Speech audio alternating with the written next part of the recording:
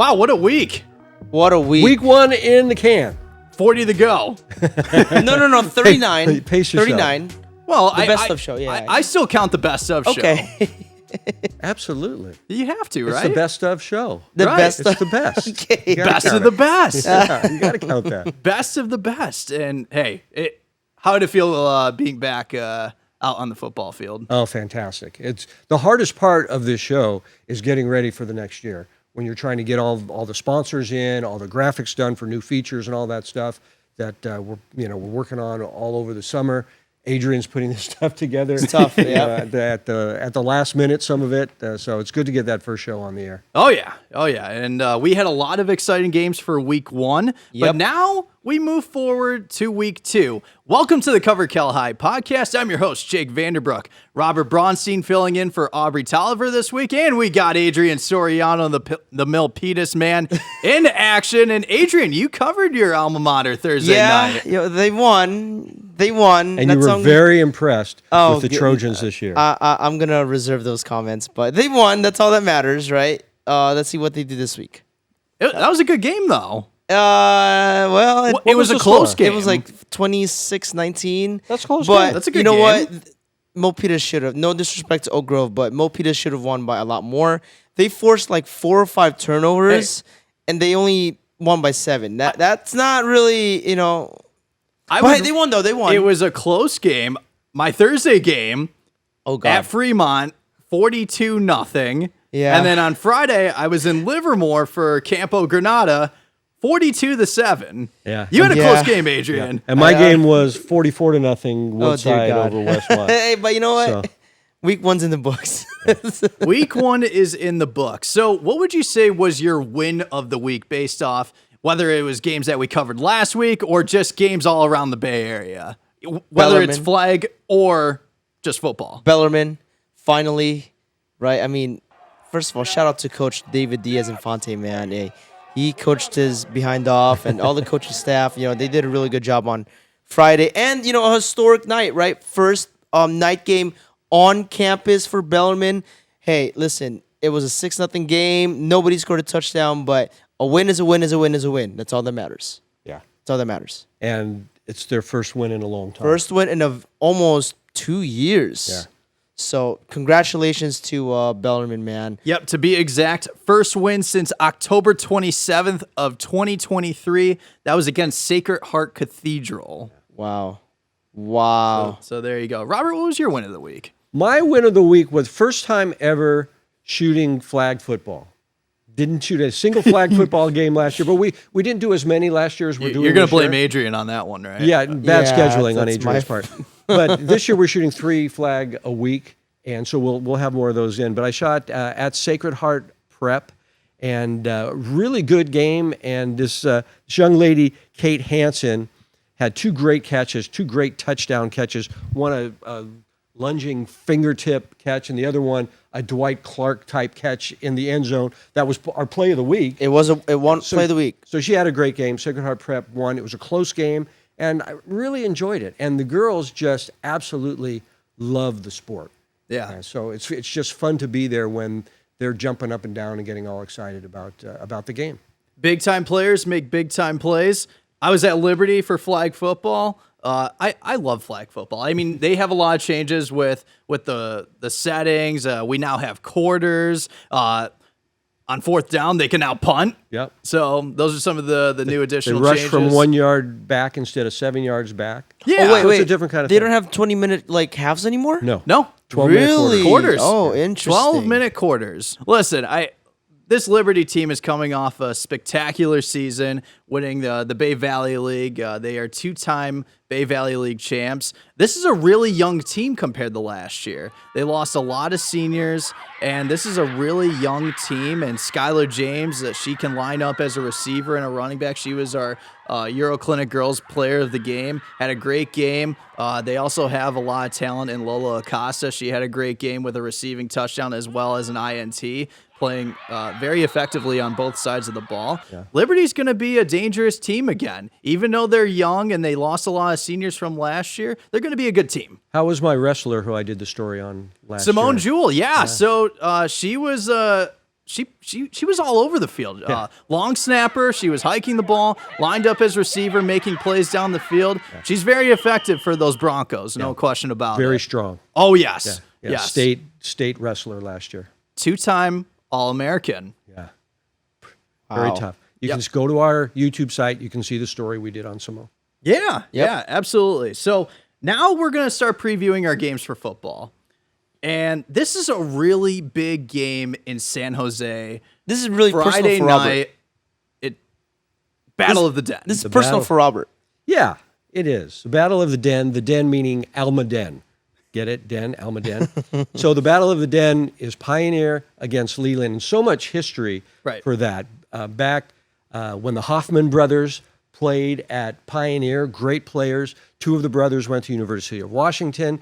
Dave ended up playing in the NFL, in fact, 1 year with the 49ers. And then Dave became a Secret Service agent who protected 2 presidents and 2 vice presidents. Really? How's that for trivia? Wow. Yeah, so the Hoffman brothers at Pioneer back in the day. Of course, Leland had Brent Jones.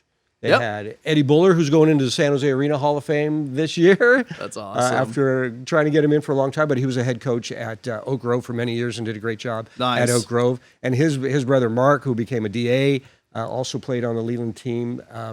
So they very good teams, very famous players. Brent Jones, of course. You're forgetting one guy, Pat Tillman. So Pat played there, and Pat famously went to the Round Table Pizza after a Pioneer Leland game one year and got in a fight with a bunch of the Pioneer guys. I don't recommend that, but that's just part of Pat's legacy there. So it's that kind of intense rivalry. Wow. It's going to be packed. Yeah. It's going to be packed. The Round Table on Branham Lane. Okay. Yeah, I know where that is. Yeah. Branham and Almaden. So that'll be fun. And also I'll be there and looking forward to that. Yeah, that'll be a fun game. Do you think it's going to be close like it was last year? I do. Both of them lost their first week games, but they were both close. And I think they're comparable teams this year. Leland won the game last year, so we'll see if Pioneer can get 21-17 was the final. Last season? So I am a Leland alum, but where I live now is in the Pioneer district, so I know a lot of the guys from the team. Oh, that'll be fun. Yeah. You can just go straight to your game from the good old. Yeah, it'll be a 2-minute drive. Yeah, no problem. That's 2-minute drive, right? That's the best 2-minute drive on our schedule. You and Nikon go back and forth of this who's is a tough one, shoot though. this game. Yeah, I have a little bit of seniority. You do, so I can pull rank on him. Yeah, it was tough because Nikon covered the game a couple years ago. Yeah. So just to be fair, Robert has to shoot this one. I would say you have a 30+ year advantage. Exactly. He doesn't know the Hoffman brothers. That's for sure. Right. But that's always a fun rivalry game, especially with those non-league games, and you get them early, and you get to see what these teams are like. And I mean, listen, both teams are coming off tough losses in week 1, especially Pioneer losing the Aragon, only lost by 5, so a 1-possession game. So with this game being at Leland, I think Pioneer will look to make a statement for sure. Yeah, absolutely. Okay. Another big game this week is the Big Bone. Oh, well, it's not really as big anymore, Lincoln San unfortunately. Jose playing. As you're talking about, now it's a non-league game. It's early in the season instead of on Thanksgiving. Right. And San Jose is just trying to get back to a point where they can be competitive. Why isn't it on Thanksgiving anymore? Well, because it was not a competitive game for many years, and it just took the luster off of it. It was a great tradition. My daughter went to Lincoln and would always look forward to the Big Bone, but the past several years it's not been competitive. So. I get that, but you got to have the tradition. It's like with the City League, they always have the City League title on Thanksgiving, and that will always be a thing. The only time it wasn't a thing was during COVID. Yeah. Well, you can still go to the game, right? And I would encourage the alums of both schools to still go to the game. But if you have it on Thanksgiving, that means Lincoln can't make the playoffs, exactly, and they can't be a CCS team. And that's the reason why they moved the Big Bone to like week 2, week 3. Okay. So Lincoln could make the playoffs. Eligible. That's good to know. Yeah. But I used to shoot those games, man. When I started here, almost every Thanksgiving I shot the Big Bone. Yeah. Almost every Thanksgiving. And they were packed. Always. Yeah. Yeah. Always. And Adrian, you've been here for 10 years. That's what it was back Man, in the let day? me tell you, was that the rivalry? It was the oldest. It's the oldest rivalry west of Mississippi River, right? But just the vibe, right? Your Thanksgiving, right? You get your little, turkey in, and you go watch the football game, and it's nice. I mean, competitively, it wasn't really competitive, but just to be out there, right? What's the second oldest rivalry? I The think Bruce the oldest Mahoney? is SI. I was gonna say Mahoney, yeah, Bruce I thought Mahoney. the oldest was Bruce Mahoney. Oh, so, okay, so Yeah, maybe it- the second oldest. It's then. just, Okay, yeah, right, the okay. Big Bone is the second oldest Second Okay. oldest, in second the Bay oldest, Area. second oldest. Gotcha. Yeah, and Bruce Mahoney, then the Big Bone, and then what's the third biggest? I don't know. There's some That's a some tough big one ones. now, yeah. Bellarmine St. Francis has got to be pretty old. Oh yeah, the Holy War. Yeah, I think Campo Miramonte's got to be pretty That's old. a good one. Yeah. Then you got Monte Vista, San Ramon Valley. Battle of Danville. Oh, and then the Battle of Pleasanton. Yeah, Amarillo Valley that's Foothill. pretty big too. Yeah. That's Lots pretty of big good too. rivalries. Yeah, lots Coming- of good rivalries. Coming up. You know, this is almost starting to turn into a big rivalry. What, Which you one? and Adrian? No, not What? that. No, not that. No. De La Salle Serra.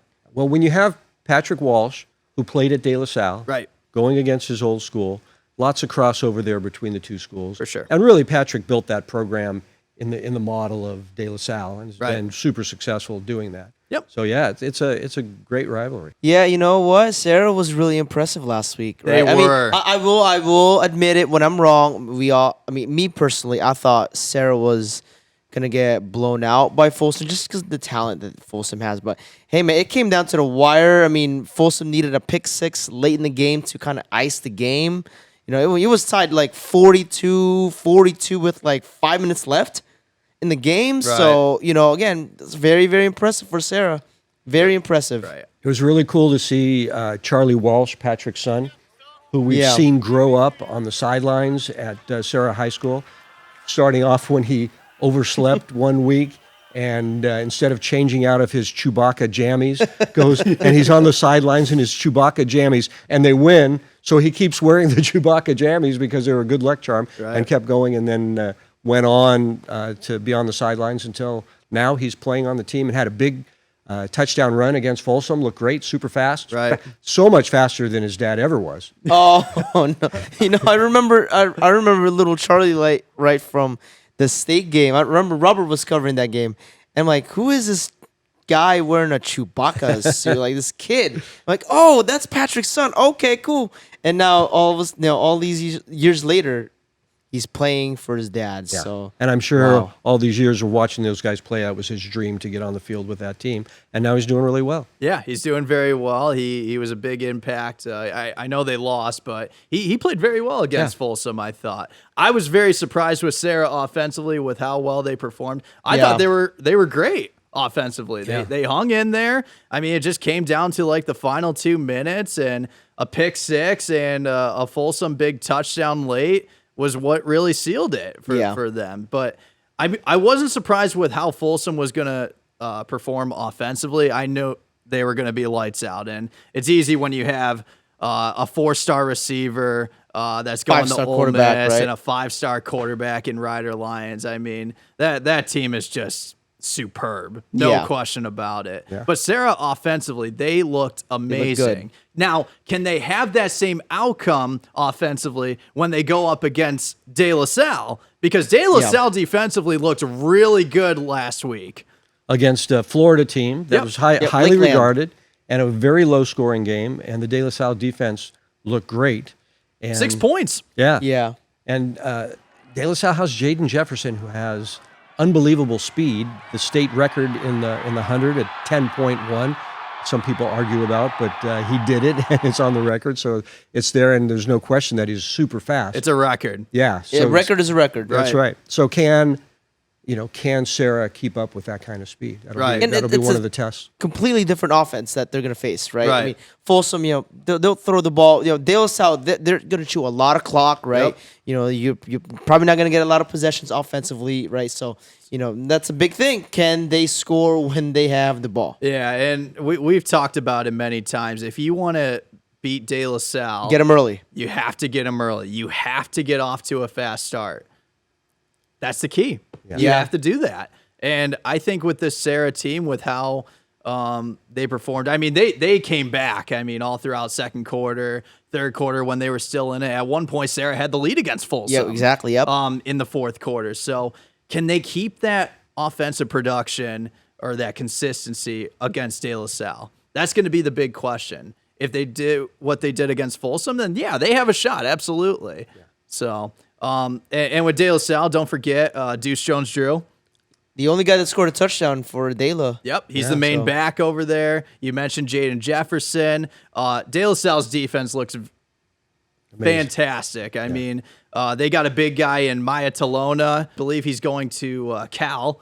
Cal commit, one of the senior captains. And then don't forget about the outstanding dual sport athlete in Bubba Vargas. He's just tearing it up defensively. This De La Salle team looks really good. Yeah, the two teams proved last week that there's no drop-off, that they're both going to be very good again this year. Right. And that West Catholic League, at the top 3 or 4 teams are going to be battling it out all year. It's going to be fun to see. It's going to be fun. Yeah. I think this is going to be a low-scoring game. You think so? I do. I don't believe. I mean, I don't think Serra's going to score 40 points on De La Salle. That's for sure. Yeah, I think what Adrian was saying is right. De La Salle will dictate the tempo of the game, and if they get some 14, 15 play drives, that's going to keep the score down. Absolutely. Yeah, you won't get. You're not going to get a lot of possessions, right? You got to take advantage when you have the ball, right? And you really you need to make plays defensively. Right. You need to make enough of them to stay in the game. I think this is going to be one of those games where Serra is going to have a good game plan at stopping the run.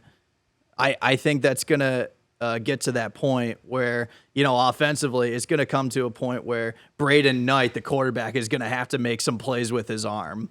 And just to throw them off balance, And that's the thing with De La Salle, right? That's the thing with De La Salle. It's like they're going to run the ball like 15 times, and then all of a sudden, pass play, touchdown, right? So they got to watch out for that. But, Patrick's played De La Salle so many times. He knows what's coming. Right. He knows what's coming. Justin knows what Sarah's got. So. Right. Should be a good game. It will be a good game. I will be there. I can't wait. So this is the game that I'm going to, and this is one of my favorite environments to go to, the Mack House. I love the Mack House. The vibe is great, man. The vibe Excellent is great. vibe. They get to host St. Francis. Right. Both teams coming off tough losses in week 1. They'll look to bounce back, but whoever wins this game, this is definitely a huge confidence booster for both programs. Absolutely. Yeah, and Adrian was there last week. The Riordan game At against the Riordan, Mack. Riordan and Mack. And Adrian saw Marcus Peters there, the Mack head coach, Michael Peters' son. Yep. Former NFL great player.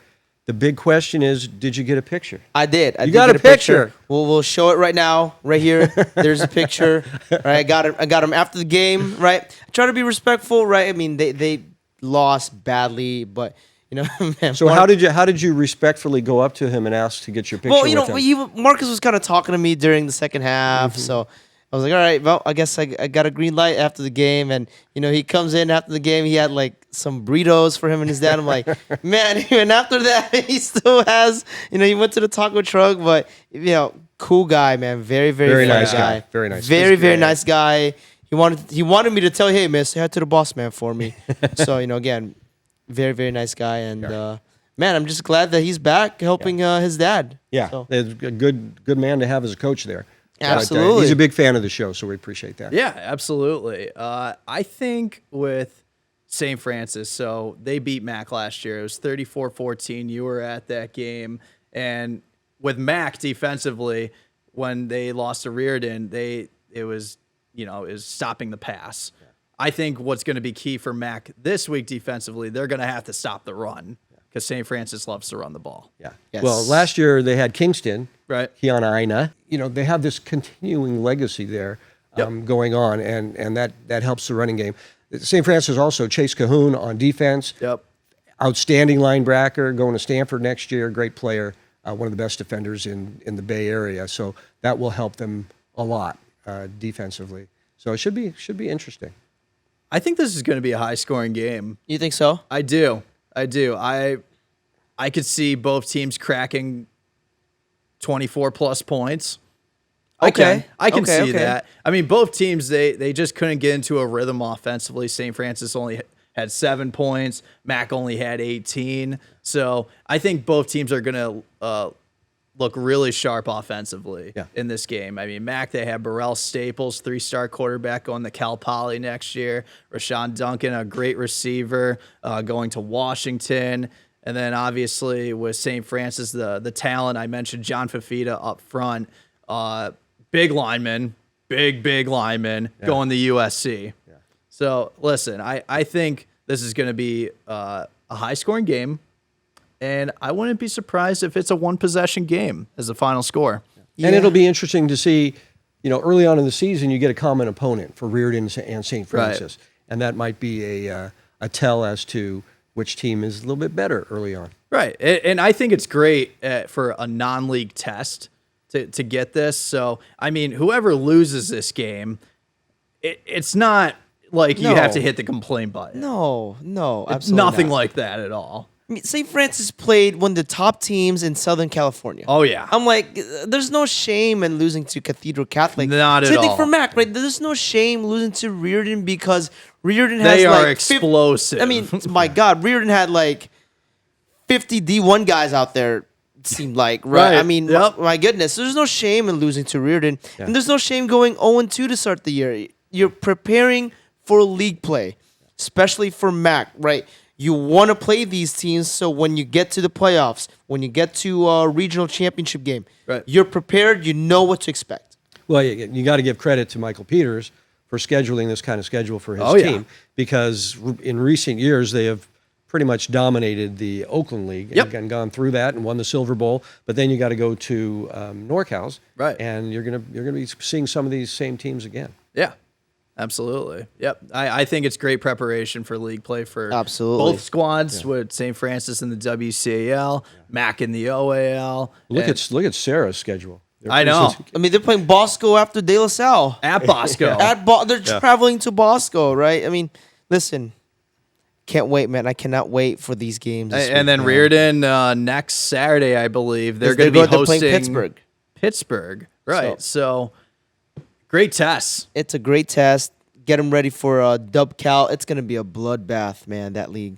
Oh, my word. Should be interesting. Can I say something real quick about Woodside, the game that I shot this week? Oh, sure. They run this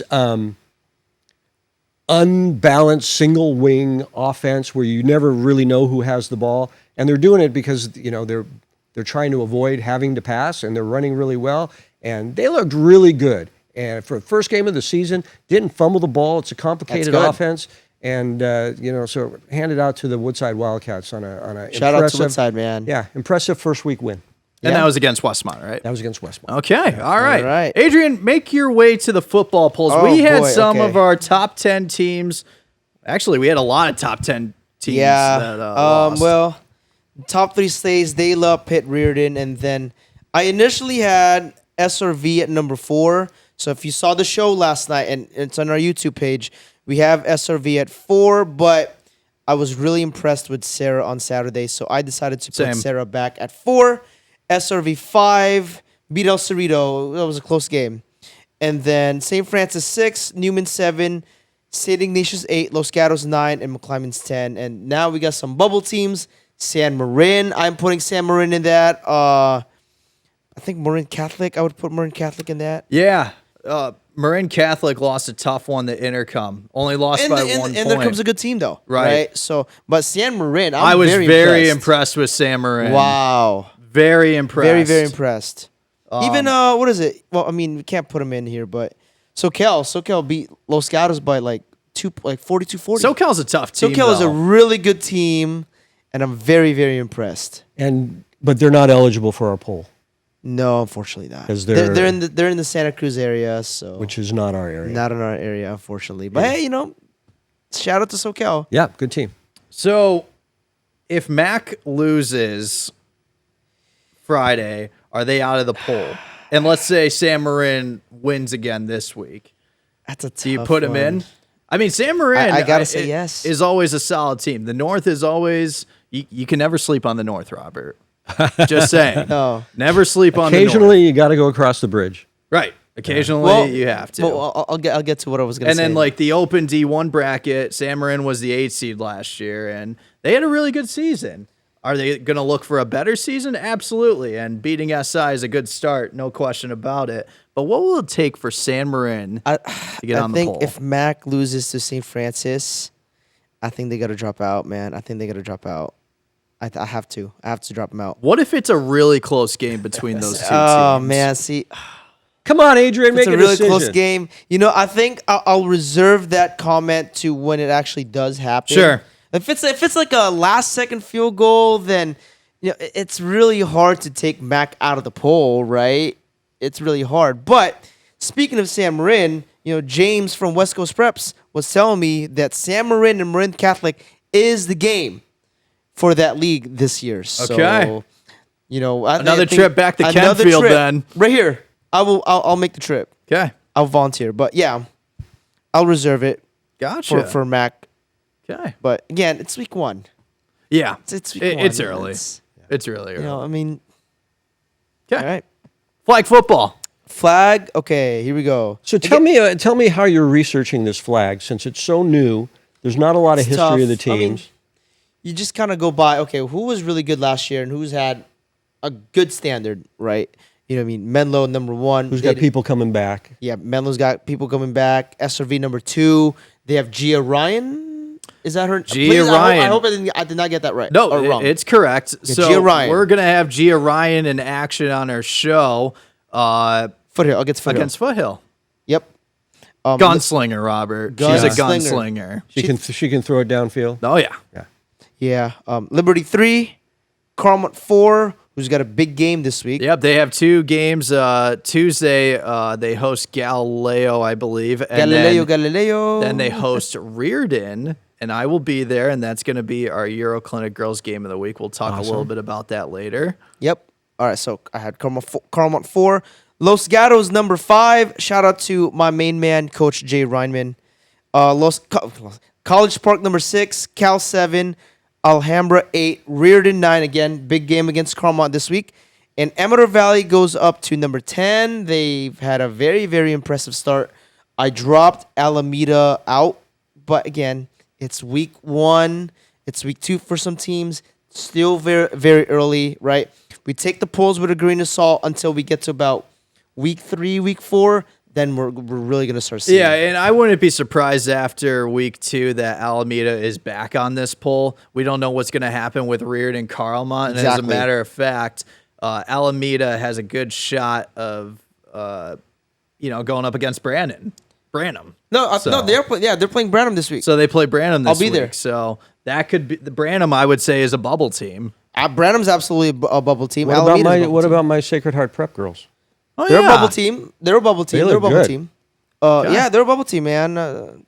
Listen, again, still early. Still early. We need to wait at least 2 or 3 weeks, maybe 4 weeks. Can I say who commented on our Sacred Heart Prep who? on Instagram? Who? Go for it. Mrs. McCaffrey. That's awesome. CMC's mom? Christian's Oh mom. my goodness! Hey, she's a supporter of the show. She's a I supporter love of the it. show. She was thrilled with our Sacred Heart Prep girls flag football highlights. Trying to figure out what her connection is with the team, but that was nice of her to comment. on. Wow. All right. Well, And that was a close game over It Los was a good game. Altos. Yeah, it was a really good game. Yeah, it was close. well, I hate to say it, for both of these polls, Dublin football, especially Dublin football. Congratulations on the win. That was a nice win. It's a big win against Berkeley. Berkeley. You did not make the list, guys. I'm sorry. I'm so sorry. Well, we have a lot of Dublin people who They care. they definitely support the care. show. They We do. appreciate the support, but you guys got snubbed again. I'm sorry. I'm so sorry. What's it take? Hey, but we love Dublin though. We love Dublin. What is it going to take to get them in the poll? For what? Who do they have to beat? Football? Why? They just gotta keep winning, man. Okay. Just gotta keep winning. Okay. All right. Eventually, they'll get to the bubble. But not the top 10? They can't get in the top 10? You never. They might. We'll see what happens. Could happen. It could happen, guys. It could happen. I'm excited for this Riordan Carlmont game on Wednesday. I'm jealous. So as soon as the podcast is uploaded to the public on Wednesday, they're going to be playing on Wednesday. So Riordan lost 7 seniors last year. Carlmont lost 6. It's going to be very interesting to see how these two teams perform. I know for a fact for Carlmont, they have Lauren Green. She's going to be their senior captain. Outstanding dual threat quarterback for those Scots. So, and she's a southpaw. Very nice. She can huck it down the field. It's helpful. Yeah, very helpful. She related to Renato Green from the 49ers? Renard or Green? Probably not. No. I don't think so. Probably not. You know, But- Jake. I'm jealous of your game, man. I wish I had that game. Hey, it's gonna But be. hey, I can't hog all the good games. I gotta give it to other people. It's too, going right? to be you're shooting De La Salle Serra. You're Well, doing no, just hold on, fine. hold on, You're hold doing on, just fine. Hold on. We were not gonna shoot it until Sarah really impressed us, so we put him back. But you're still shooting the game, right? I guess. You have Right. no respect at all for the Serra team. No. I do have a lot Earlier of respect. in this podcast, you said you didn't think they were going to be any good this Well, year. no. Well, here's Isn't the that thing what is you this- said? No, I said. think you I did thought. say I that. thought. I thought. No, Can we I do a said. replay? Can we go back?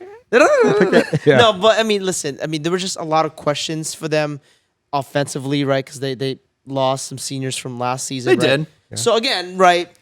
It's week 1, but hey, they were very, very impressive. How many points did they score on offense? 46. Yeah, I think they Pretty answered. good. I That's think they pretty answered those good. questions. Yeah, pretty good. Yeah, I'm excited for this flag game. And then for Riordan, I mentioned that they lost 7 seniors, but I mean, they dominated the league last year. Yeah. They went undefeated. They only lost 2 games. Look out for Riordan, ladies and gentlemen. Okay. Should Yep. be a good one. And these 2 teams played last year. Riordan won 14-13. Oh my goodness! close game. 1-point Good. game. That'll be fun. Oof. That's our Euro Clinic game. That this week. is our Euro Clinic Girls Game of the Week. MVP, they get headphones. Where's our headphones? We don't. We got to be MVP. Yeah. We are MVPs. None of What us do you mean? MVP. No, we're not. We're Oh, not come MVP. on. MVP of what? Of the show. It's not that hard to do. We only have 6 people. Yeah, all right. All right, that's all the time we got. I think it's safe to say. Let's see if I can hit the camera this time. Safe to close. say, you've been covered. That was right. close. Not MVP. Nah. Oh, see you guys next week.